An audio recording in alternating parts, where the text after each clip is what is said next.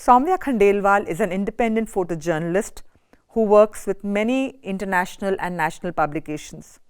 Her work focuses on gender and environmental issues. As an independent photojournalist, Saumya has contributed to Time, National Geographic, Washington Post, the New York Times, Wall Street Journal, and many other national and international publications.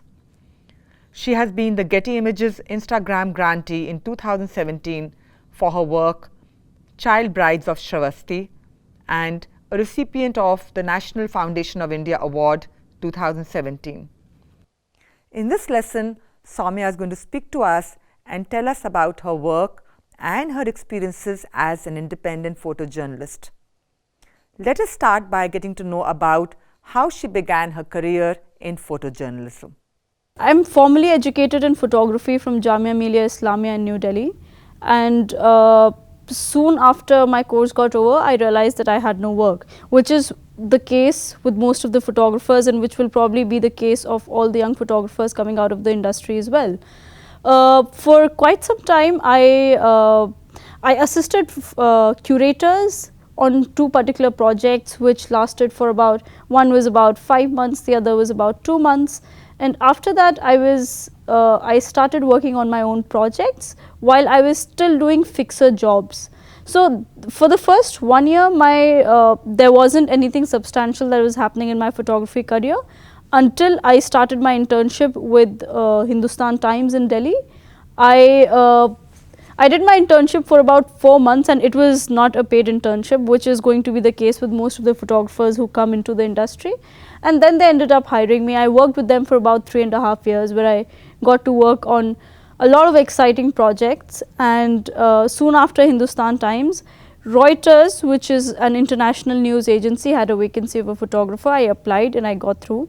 So I worked with them briefly until I got onto the roster of New York Times, and I have been working with them and other publications and NGOs ever since I've started my freelance career.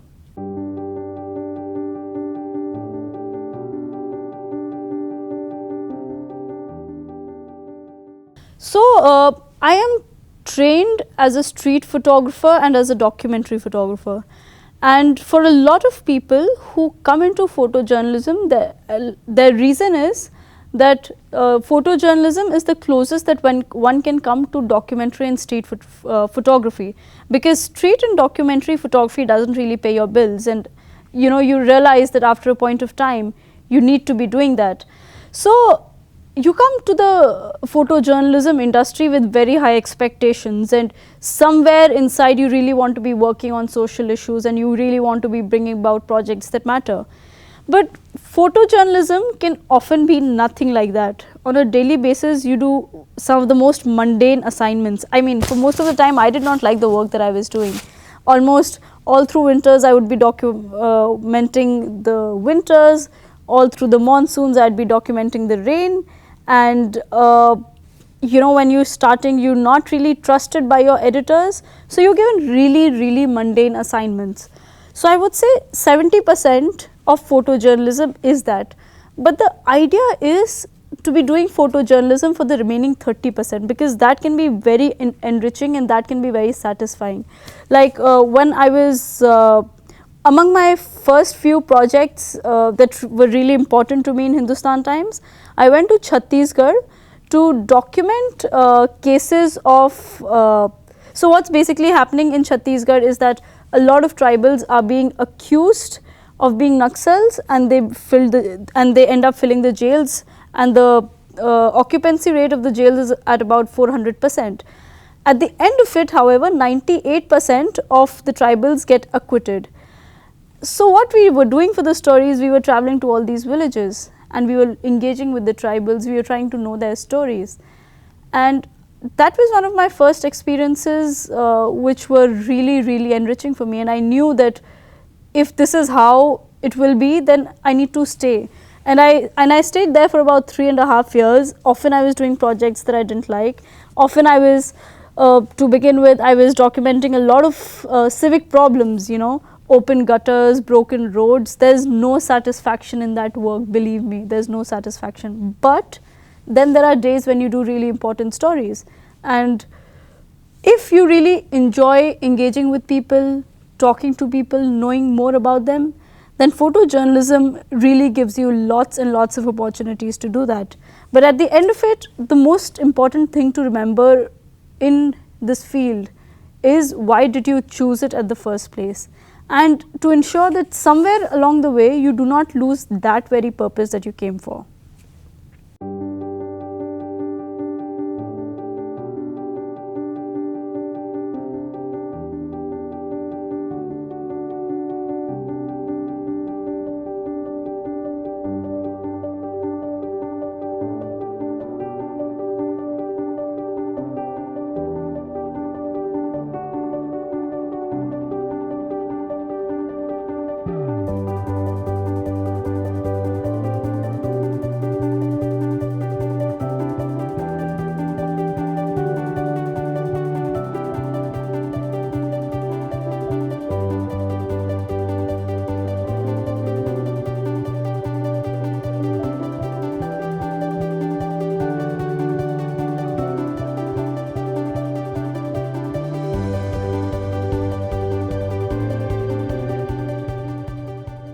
To be honest, women photographers in full-time jobs must be about 1 or 2% with publications, which primarily means that it can be very frustrating to be a woman photographer. But having said that, you just learn to have your way around things, because I think what it ends up meaning is that at the end of the day, you're surrounded on any given assignment, you're the only woman, and you're probably surrounded by 30-40 men. And when it's a challenging assignment, and a lot of assignments, daily news assignments can be like that. For example, when politicians are coming, the security is really tight and you really have to try hard to get your photograph. And in that struggle, often there's a lot of pushing happening. People are very callous when it comes to getting a photograph because it's very competitive. You cannot go back without a photograph to your editor, which means that right there you being pushed, you might not like how you being touched, but it's just a part of the game, and you need to be able to make a difference on when it's intentional and when it's not. And a lot of times it's a muscle game because the camera and equipment is heavy, and if you're not strong enough, at the end of the day, like most of the photographers have back problems, men or women, irrespective of that. So I would say as a profession, it also boils down to the fact that in a lot of situations, a photo editor will prefer to send a man over a woman because in a country like ours, it might just be unsafe for a woman to be there. And that can be extremely frustrating because you don't want to be judged on your gender, you want to be judged on your photography. But most of the assignments that you're getting get determined by your gender. Does it require a lot of force? Is it safe for a woman to be there? Is it late at night? All these factors can start working against you. Though in the recent past, people are trying to, hire more women photographers, but also the dropout rate is high because I think a lot of women photographers who are coming into the field now are coming purely out of passion, and which primarily means that if there are many factors working against you, you decide to drop out because you probably realize that your passion is not worth all the turmoil that's coming your way. But having said that, I would say the reason that I'm also able to do what I'm doing is also because of some of the photo editors who decided to put their trust in me. And while, every time they send you out on an assignment where they understand that it could be risky, they decide to take that chance. And which is why, support like this really goes a long way for you as a woman photographer to be to have a sustainable position in the industry.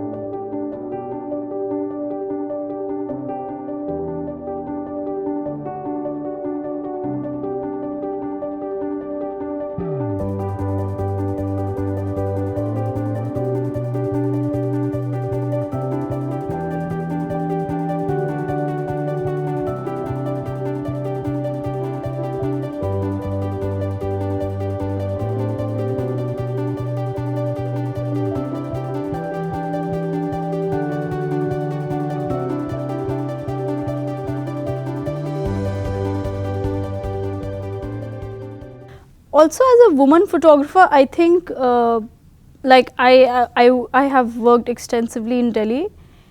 You mostly realize that most of the time you do feel unsafe, and in those ways it's very important for you as an individual and even more as a woman to judge how far you need to go in order to get an assignment. Like a lot of publications and agencies, but that would primarily be international, require their photographers to undergo a hostile environment training, but that's not a practice in India. No publication does that, which primarily means that it prepares you for the different environments that you might find yourself in, and how much is too much of a push for you to decide if that assignment is worth it. So, which is why the entire industry, you basically need to figure out your way with people, with men, and dealing with men can be very difficult in the field, because you would be out for assignments, and a lot of times you end up exchanging contacts with your subjects, and then men keep calling you back all the time and they want to chit chat with you. So it's kind of just annoying to be, to be polite with them, yet have them as a contact, and yet taking being on the receiving end of their interest. Likewise, even on the field, it's a practice to be constantly in touch with everybody, so that you keep you're in the know of what's really happening in the field. And that can be a difficult place to navigate for a woman, because you don't want to be coming forward as too forthcoming, because in a setup like India's, and specifically North India, it's not taken too well. So as a woman, you're always conscious of your identity. You want to create a barrier between the people that you're dealing with, but you also want to be polite with them. So I think that was a space that as a photographer I was always navigating, and it could be annoying, because sometimes you just want to be there as a photographer and not to be seen as a woman above everything else. In this video, Saumya Khandelwal talked to us about her journey as a photojournalist, what it is to work as a photojournalist and as a press photographer, the kind of assignments one may get, and her work as a woman photojournalist. We will continue to learn more about her life and experiences in the next video.